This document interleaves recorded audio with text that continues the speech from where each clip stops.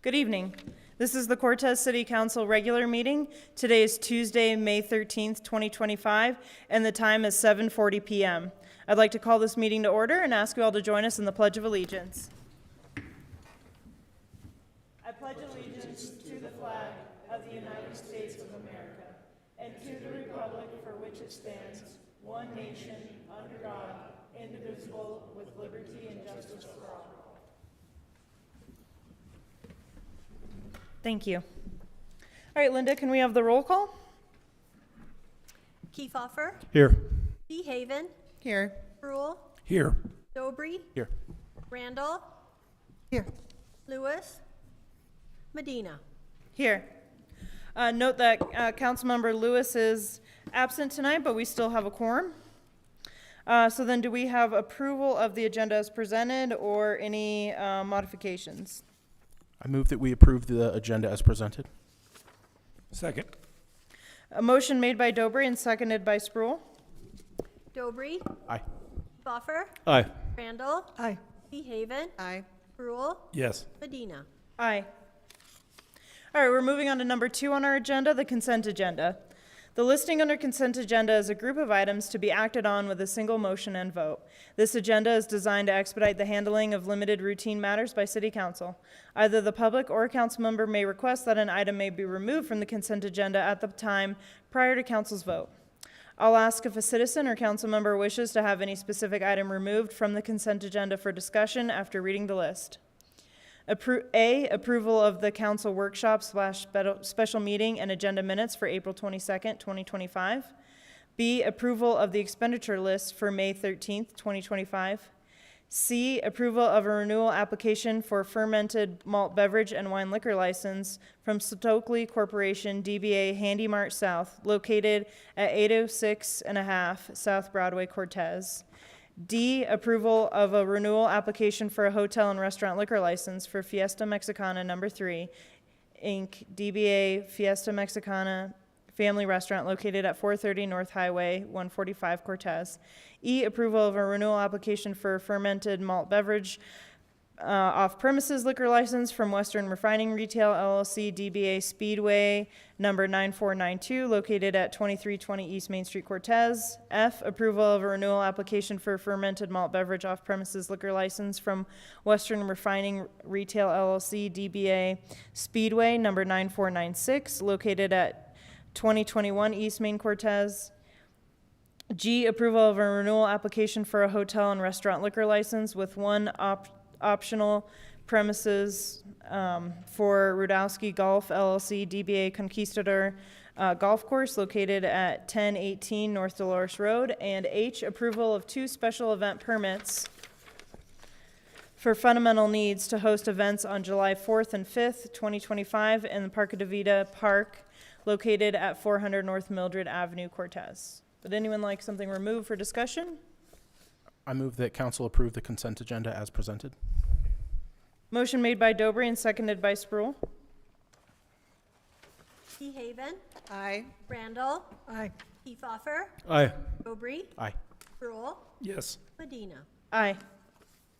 All right, we're going to move to number 3 on our agenda, public participation. There's no limit to the number of speakers, although public comment will be held to an overall time limit of 30 minutes. Speakers have a time limit of 3 minutes per person, may only speak once, and may not cede time to another commenter. Do we have any public comments tonight? Okay. Well, I'll close that session and move on to number 4 on our agenda, presentations. We have none tonight. Number 5 is public hearings. We have none. 6, unfinished business. We have none. So we'll move on to number 7 on our agenda, new business. 7A is ordinance number 1336, series 2025. Council will consider approving on first reading ordinance number 1336, series 2025, an ordinance repealing the City of Cortez official zoning map and adopting a revised map, and set for public hearing and second reading on May 27th, 2025. Presented by Rachel Marchbanks, our Community and Economic Development Director. Greetings, Council. This is just the first reading, so it will come to you again, so I won't go far into the details, but as part of the land use code update process, the names of a few of the zoning districts were recommended to be changed to better reflect what was in the zone district. The boundaries were not changed. So that is about it for now. When would be the appropriate time to rezone properties to align with their use? Because I've got a whole list of places that don't make sense. Like a park is zoned commercial, or someone is zoned open space and they're commercial, or vice versa. Yeah, we could do that and bring it back to you. I mean, the process as far as rezoning is a little bit different than just adopting a zoning map. But yes, there are some areas that seem inappropriately zoned. Okay. Can I provide you my list at some point then? Thank you. Sure, that'd be great.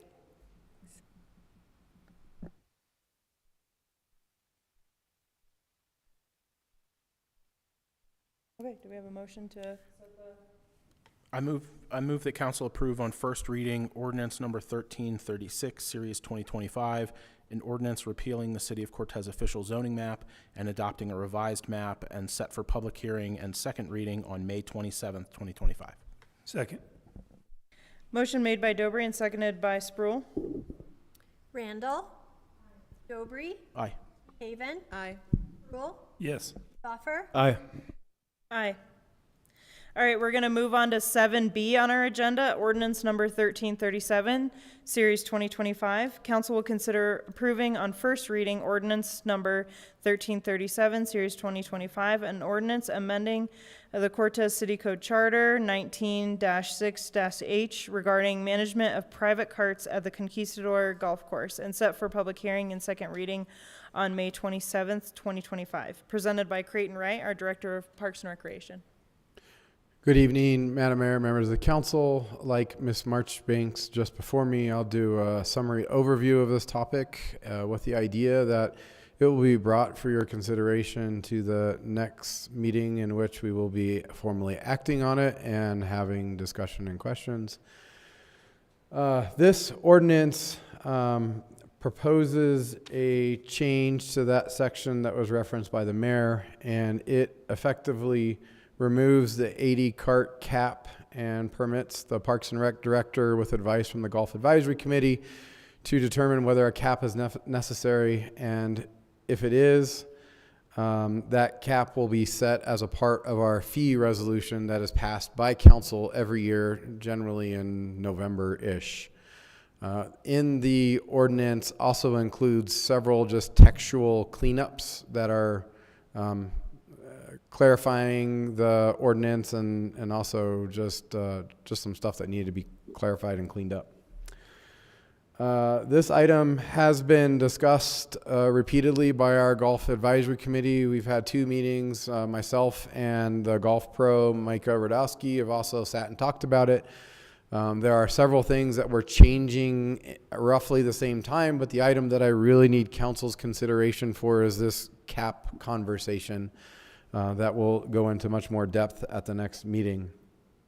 Ultimately, there are 2 questions that I will plant the seed for your conversation at the next meeting that I need council to consider as we move forward on this item, and that is, should there be a cap on private carts at the Conquistador Golf Course? And if there is a cap, how it should be set.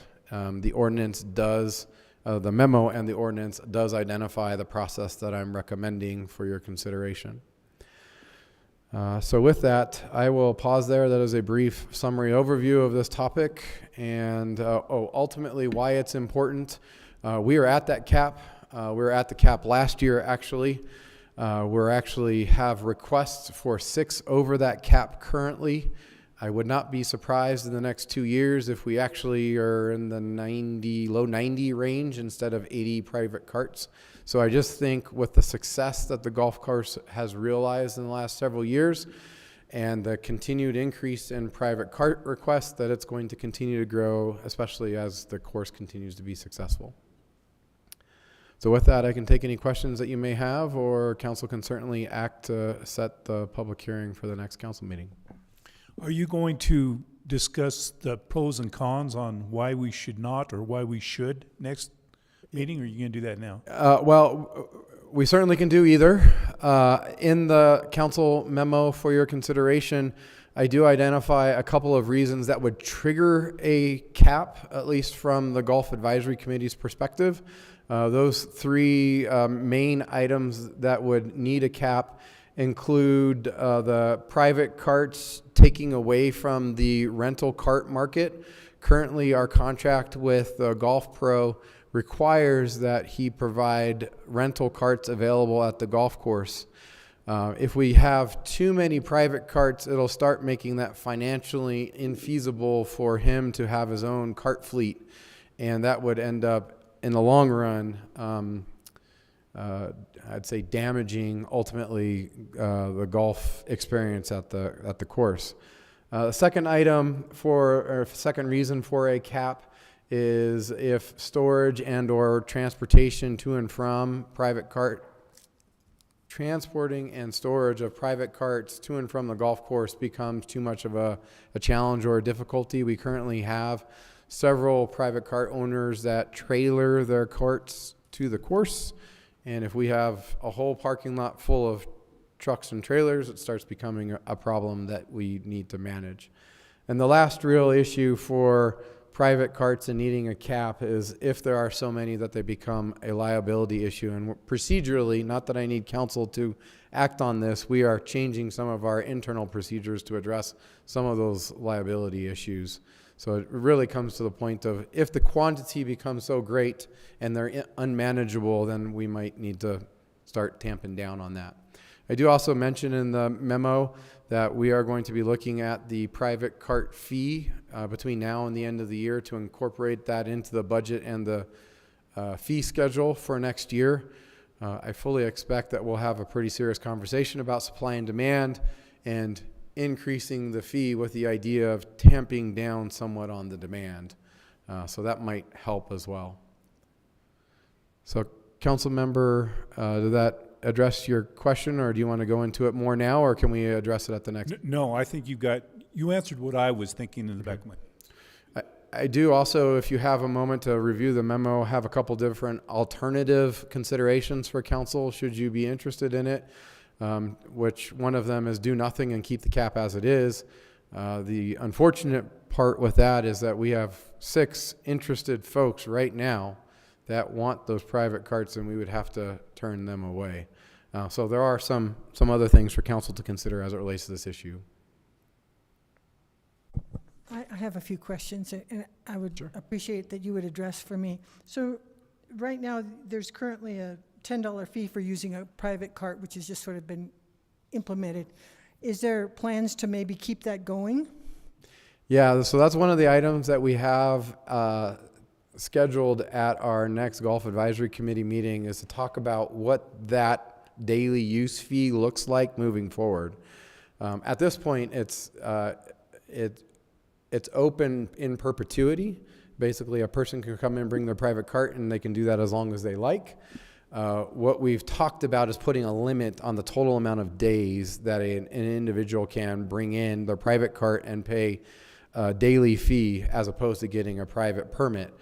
Ultimately, the intent of that daily fee is for our larger tournaments in which we have folks coming in from outside the area and participating in it. So the number that we floated is 10 days is what that limit would likely be before you would have to get a private cart permit. Okay, thank you.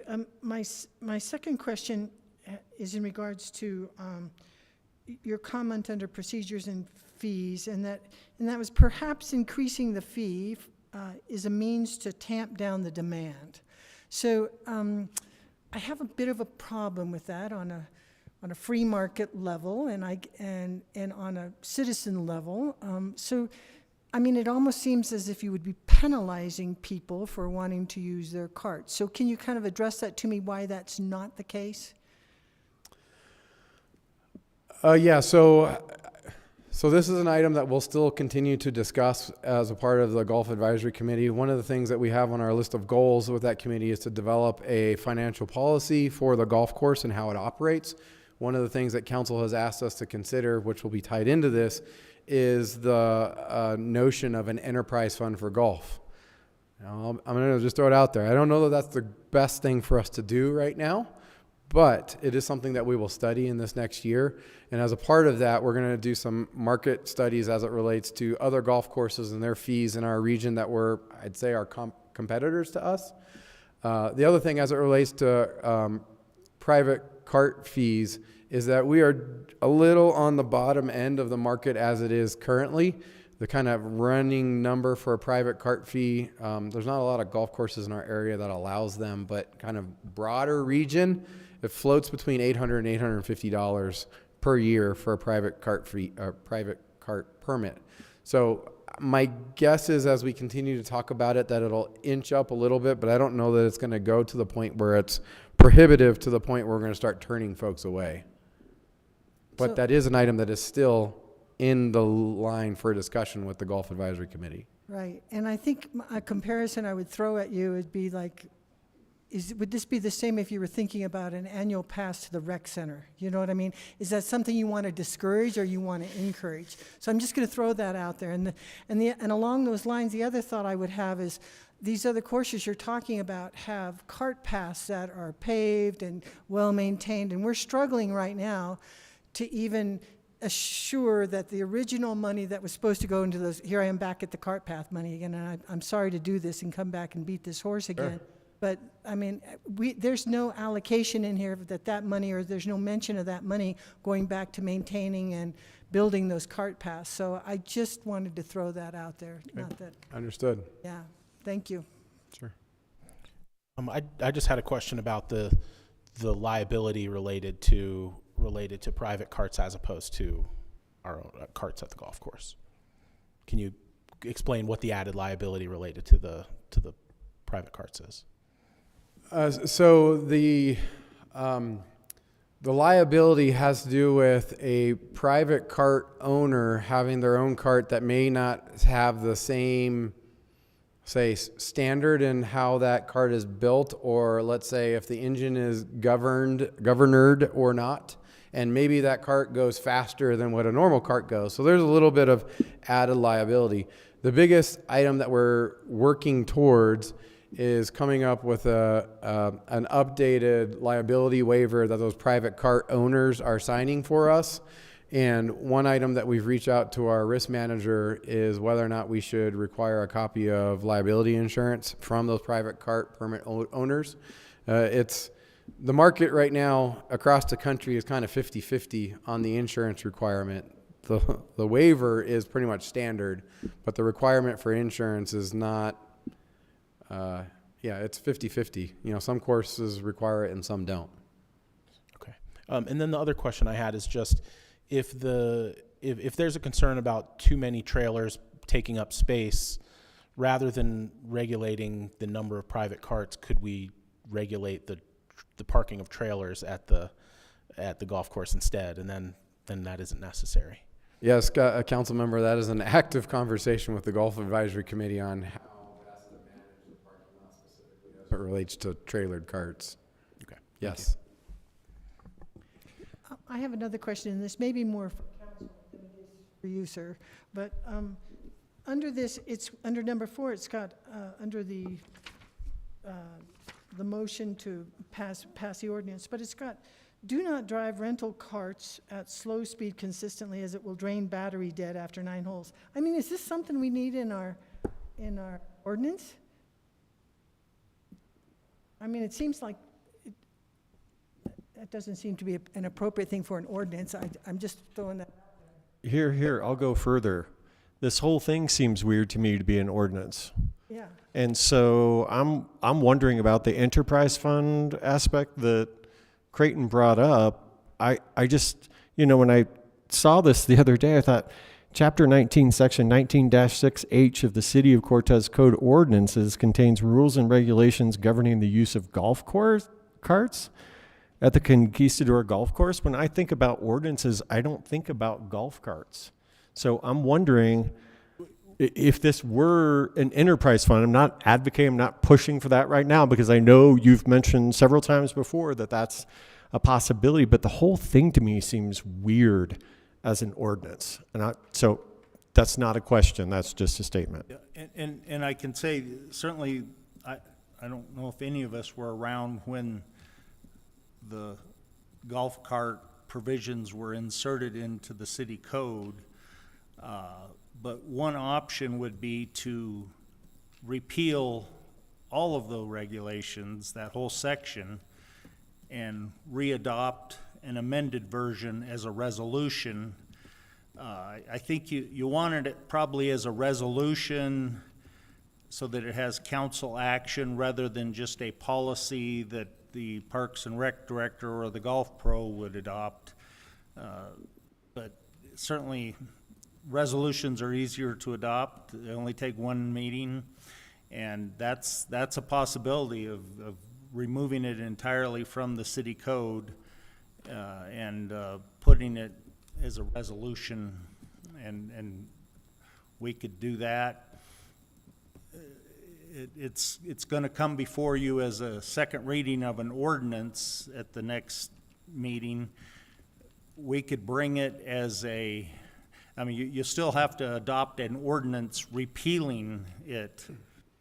So we would probably have to go back to first reading on that ordinance, but then you could adopt the resolution and make its effectiveness contingent upon the approval of the repeal on second reading. So, Council, Mr. Coleman, might I offer an option for us to consider? I understand we're planning on in the next year or so going through and reviewing code broadly. This is one example of several items in the Parks Chapter 19 of the Parks Code that, there's certainly some good, valid items in the Chapter 19, but there's others of them that are kind of similar to this that are operational, procedural kind of stuff that perhaps it might be best that we capture these all together when we do this code review and update in the next year-ish or so that we're not kind of piecemealing taking stuff out.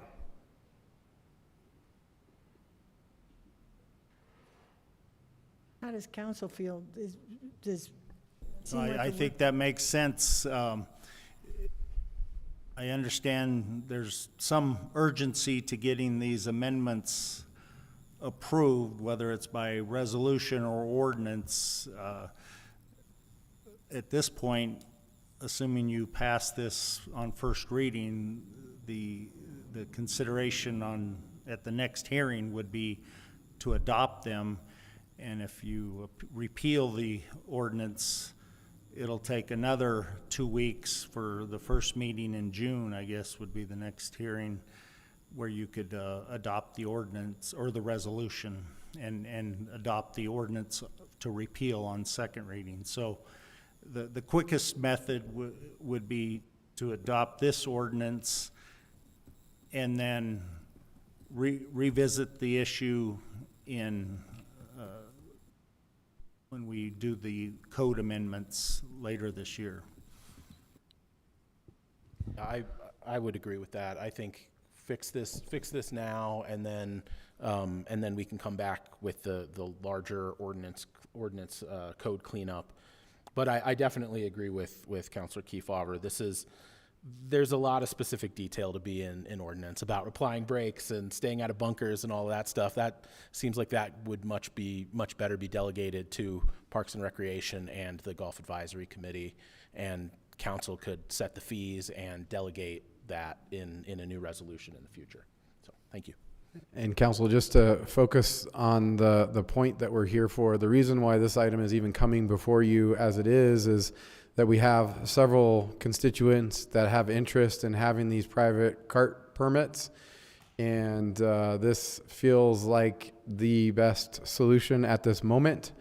And we're trying to, as quick as a local government can move, this is as quickly as we can. And admittedly, some of the issue being in code does make it go a little slower.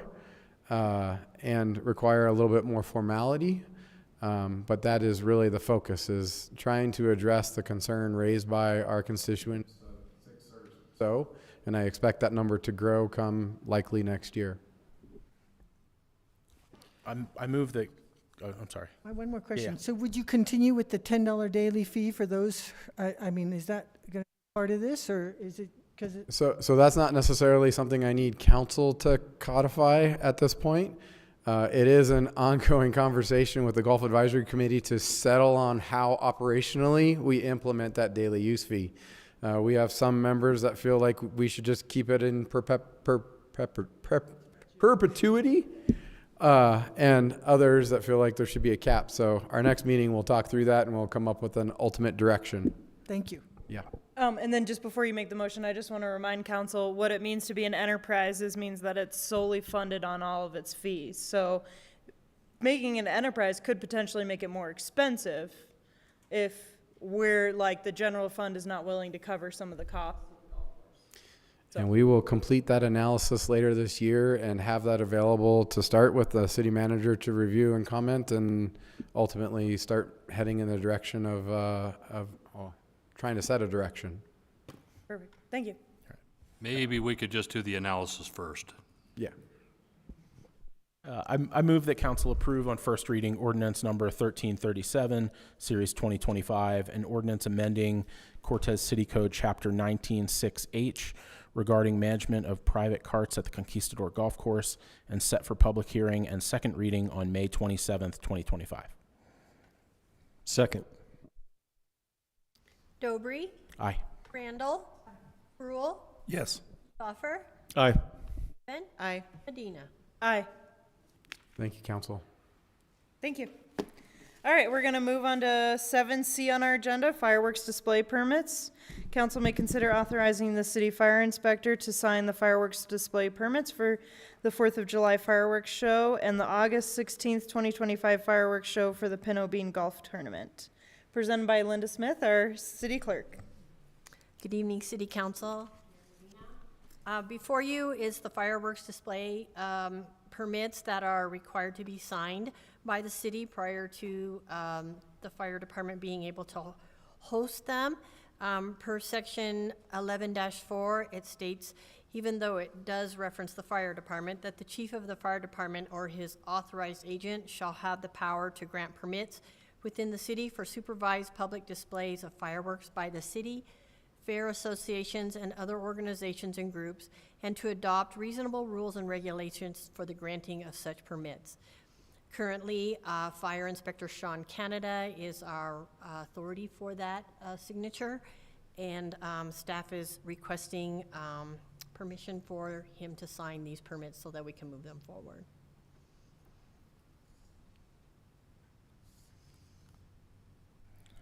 I move that council authorize the city fire inspector to sign the fireworks display permits for the 4th of July fireworks show and the August 16th fireworks show for the Pinto Bean Golf Tournament. Second. Motion made by Dobry and seconded by DeHaven. DeHaven, Aye. Dobry, Aye. Kiefhoffer, Aye. Randall, Aye. Rule, Yes. Medina. Aye. All right, we're going to move on to 7D on our agenda, election of a mayor pro tem. Council may make an appointment to the open mayor pro tem set. Presented by Linda Smith.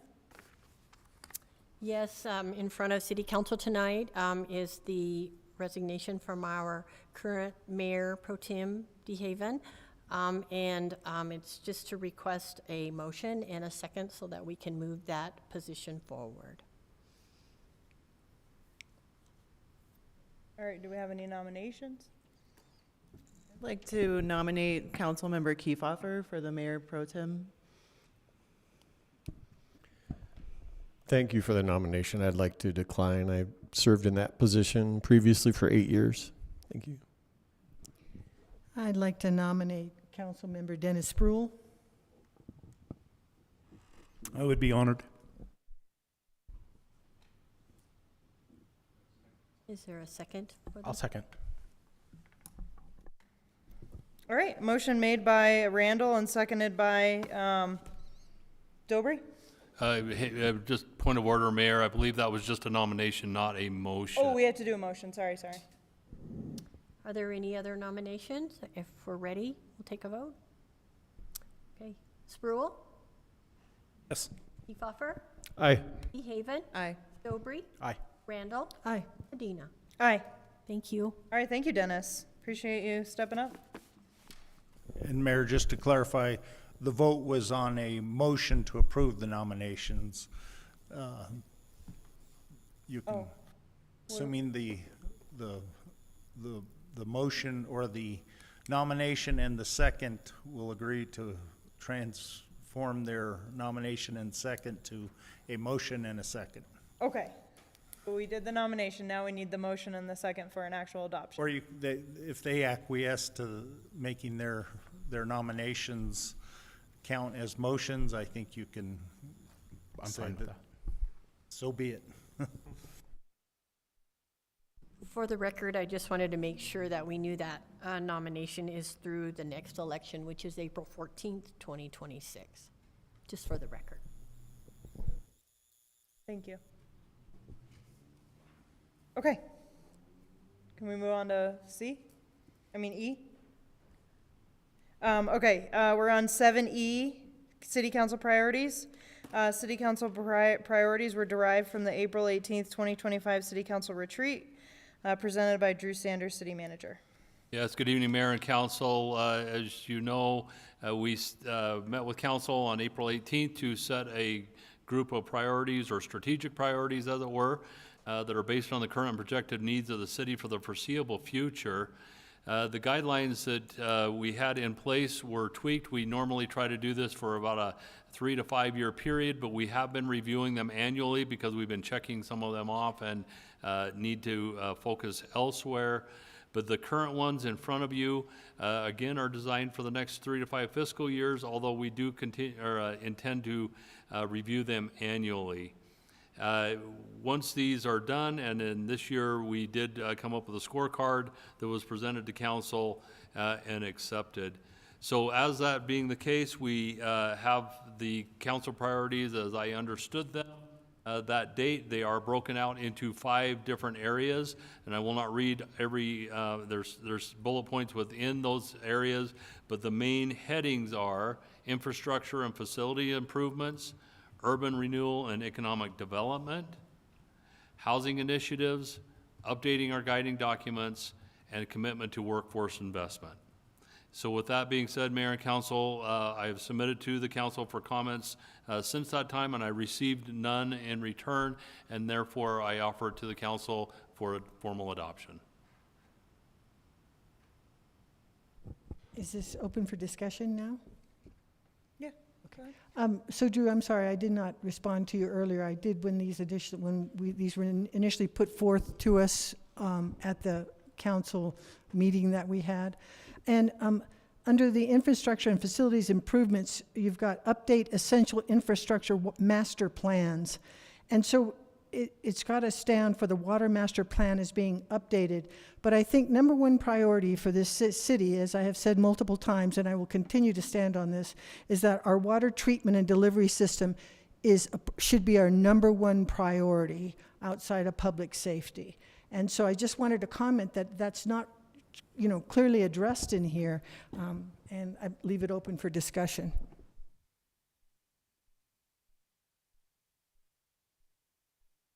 Brian, could you share with us the goal of the water master plan?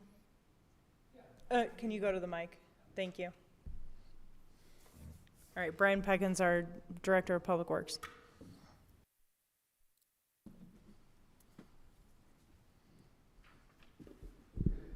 Madam Mayor, City Council. Yeah, I think as most of you know, we're working on 3 master plans: a transportation master plan, a water line master plan, and a storm drain master plan. All of them, the end goal is a 10-year plan with scopes of work, cost estimates, and priorities. Are we addressing, I guess to Councilmember Randall's concern, the distribution? Because I know you've got plans for the 3rd tank, and a revamp of the treatment plant. And then when I went to the water Smart conference, I don't know, 2 years ago, we talked about like the redundancy needed of, the water coming into the plant. The water treatment plant is really separate from the water line master plan. That's something we're planning to address next year, is a water treatment plant feasibility study, so we can get, you know, the expected life and upgrades we can do in the meantime. Our water line master plan is basically focused on existing water lines within the system. Okay. As far as redundancy, that's kind of outside the scope, but that's something we can address in future. I guess, are there projects that you're thinking about that you want to see, or? So, please correct me if I'm wrong, but I just want some clarification here. I believe, Mr. Peck, is that what we're doing with our water master plan is we're doing an inventory of our system, and we're including mapping and GISing and all that, what we have. And that plan is going to take all of that and then make recommendations to the city about what our priorities should be, what should be done first, second, and third, basically. And it's also going to lay out for us the money amount that's going to be required for all of that. So, am I correct in that? You are. Okay. So with that, it's a great water master plan. We're working on that plan. But when that plan is done, which we're hoping to have done by this fall, is my understanding. Is that correct? December is the completion date. So sometime in that. It's great to have it as a plan, and we need it as a plan, but I just want some commitment that we're going to start moving forward on this. We've been kind of kicking the can down the road, not because we're bad people or not because of whatever, but we've been sort of kicking the can down the road, and we've had multiple things that have come in between us and that, like the tiered water rates and the like, and efforts that have been made. I just want this to be a priority, not just getting the plan as a priority, but the whole system being addressed. Thank you. Thank you for your help. And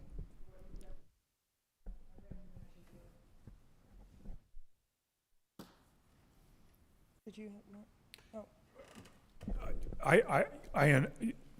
How can you argue with that? I mean, that's the most important thing that we can do with the city is make sure we supply water and clean drinking water. So there's just no way to argue that. We need to make sure that we can meet our citizens' demands and do it safely and yeah. And maybe just a point of clarification, Council, this is really meant to be a 3 to 5 year action plan. Our water treatment plant still has many years on it. It's not something we're trying to actively replace, although we are actively trying to replace our delivery lines.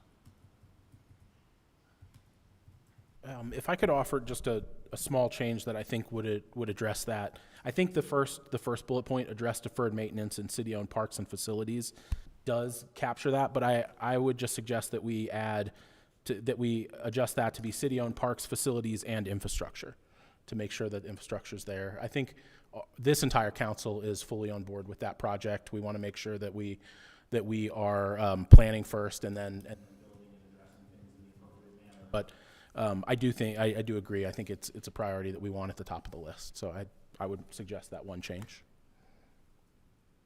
I can make that change quite easily. Okay. And maybe as part of the motion, just say as amended.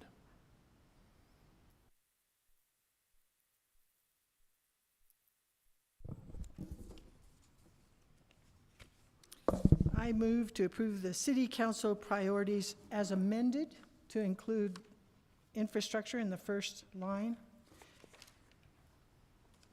Second. Motion made by Randall and seconded by Dobry. Kiefhoffer, Aye. Brule, Yes. Dobry, Aye. Dehaven, Randall, Medina. Aye. All right, we're going to move on to 8 on our agenda, draft ordinances and resolutions. We have none tonight. City attorney report? No report. Okay, great. Number 10 on our agenda, city manager report? Yes, Mayor and Council, I do have a report for you this evening, starting with Highway 160, 491 intersection west of town. has now been updated as a priority, and it was moved to the 10-year CDOT 10-year list from the 2050 list that it was appeared on last time. So this occurred according to our Public Works Director of the Transportation Planning Region meeting that was held this last April. Number two, we would like to congratulate Ms. Kelly Codner for her completion of the Master Public Information Officer course that was through the FBI Leadership and or Law Enforcement Executive Development Association. That's quite a big accomplishment. In fact, that's a huge accomplishment. We just want to recognize her for that. Number three, I just want to remind council that and the community that the community meet and greet for the finance director finalists is slated for tomorrow at 5:30 p.m. in this room. We would really like the support for the community to come and meet the candidates and give us their comments and input. And lastly, the Cortez Library did a very tasteful farewell ceremony this past Monday for the beloved willow tree that was out in front of the library on Montezuma. After ongoing health issues and consultation with an arborist, the decision was unfortunately made to remove that tree due to safety issues. It was coming down. So that concludes my report, pending any questions. The intersection you're talking about, 461, which one is it? South of town by the... No, like where Burger King is, like that whole triangle. Yeah, affectionately known as the Burger King intersection. For old timers, that would be the West Y. West Y, okay. West Y. I will remember that, not Malfunction Junction, right? Okay. West Y. Okay, West Y. Great, okay, we'll move on to 11 on our agenda, City Council Committee Reports. 11A is the mayor's report on the workshop. So we had a discussion about the natural medicine and regulations that we have jurisdiction over, and so we've decided that there is a lot of discussion to be had and nuances, so we're going to form a subcommittee. So we encourage anyone in the public interested to let us know. We're also going to reach out to key stakeholders and try to form a right-sized committee to review this over the next few months before we implement regulations around time, location, and time, place, and manner. Okay.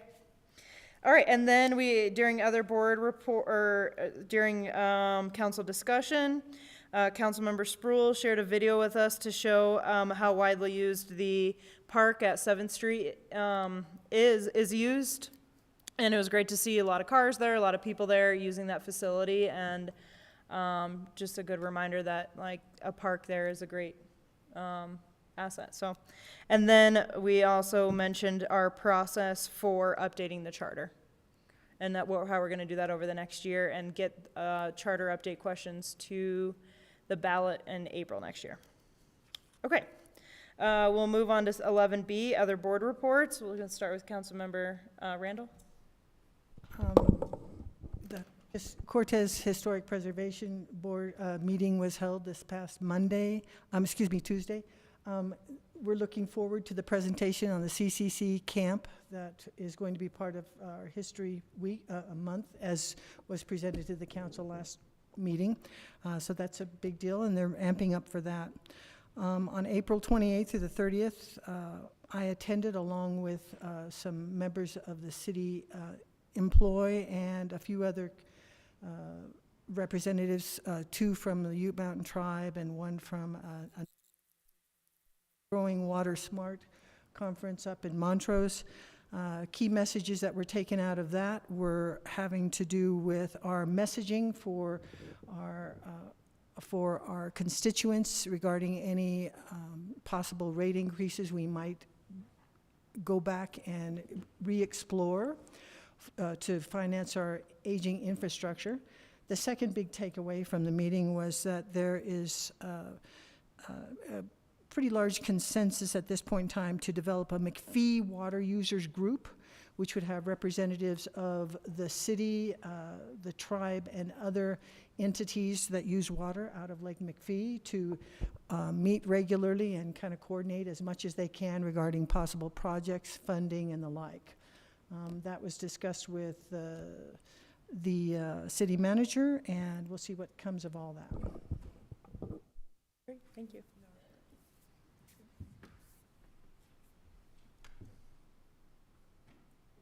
No, okay. All right, then we'll move on to 12 on our agenda. Other items of business, we have 2 executive sessions. And I'll make the motion for that. I move that City Council go into executive session for discussion of the following 2 matters: to discuss a personnel matter pursuant to CRS Section 24-6-4024F1, and for a conference with special employment counsel Bill Kelly for the purpose of receiving legal advice on specific legal questions pursuant to CRS Section 24-6-4024B, all of which specifically relate to a personnel matter involving the city attorney who has not requested the matter in open session.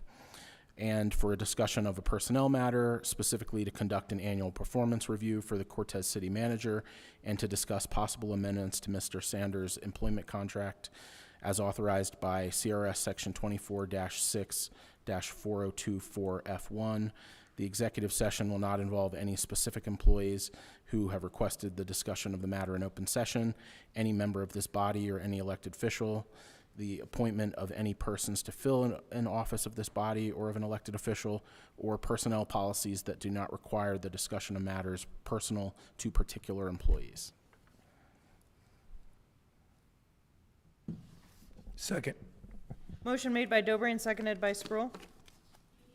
Aye. Randall? Sproul?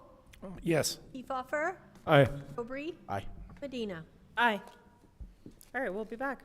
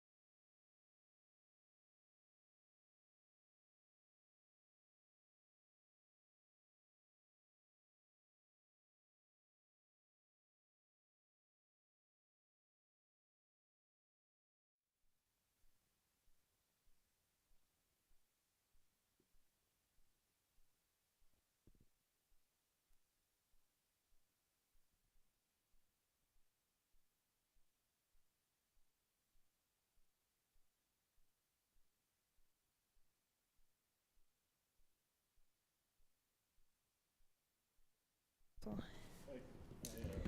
right, the time is now 10:47 p.m. and the executive sessions have concluded. These executive sessions were held in two parts. The participants in executive session part one were myself, Mayor Rachel Medina, council members Lydia DeHaven, April Randall, Matt Kiefhofer, Dennis Spruill, and Robert Dobry. Also present in person for a portion of part one of this executive session were City Manager Drew Sanders and City Attorney Patrick Coleman. Special Employment Attorney Bill Kelly appeared via Zoom. At the commencement of part one, City Manager Drew Sanders and City Attorney Patrick Coleman were present. City Attorney Patrick Coleman departed the executive session at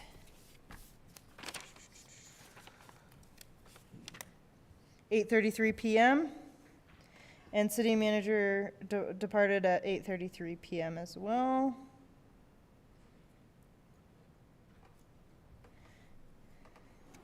Before substantive personnel discussions began, and therefore the attorney-client privilege discussions began. City Attorney Patrick Coleman returned to the executive session at 9:04 p.m. And City Manager Drew Sanders returned at 9:14 p.m. The participants in the executive session part two were myself, Mayor Rachel Medina, council members Lydia DeHaven, April Randall, Matt Kiefhofer, Dennis Spruill, and Robert Dobry. Also present in person for a portion of part two of the executive sessions were City Manager Drew Sanders and City Attorney Patrick Coleman. At the commencement of part two of the executive session, City Manager Drew Sanders and City Attorney Patrick Coleman, or City Manager Drew Sanders was present. City Attorney Patrick Coleman was not at the start, but arrived in the last minute of the executive session at 10:44. City Manager Drew Sanders departed the executive session at 9:23 p.m. before substantive personal discussions began. City Attorney returned to the executive session at 10:44 p.m. and City Manager Drew Sanders returned to the executive session at 10:30 p.m. For the record, any person who participated in either executive session believes that any substantial discussion of the matters not included in the motion go into the executive session occurred during either executive session, or that any improper action occurred during either executive session in violation of the open meeting law. I'd ask that you state your concerns for the record. Okay, no adoption of any policy, position, resolution, rule, regulation, or other formal action occurred during executive session. Okay, the next agenda item is number 13 on our agenda, public participation. Seeing no one in the audience, we'll move on to adjournment. Do we have a motion to adjourn? I move that we adjourn this meeting. Second. Motion made by Dobry and seconded by Kiefhofer. Dobry, Aye. Kiefhofer, Aye. Randall, Spruill, Yes. Haven, Aye. Medina. Aye. And I apologize for reading that so fast. We are just all tired and ready for bed, so thank you. Good night, everyone.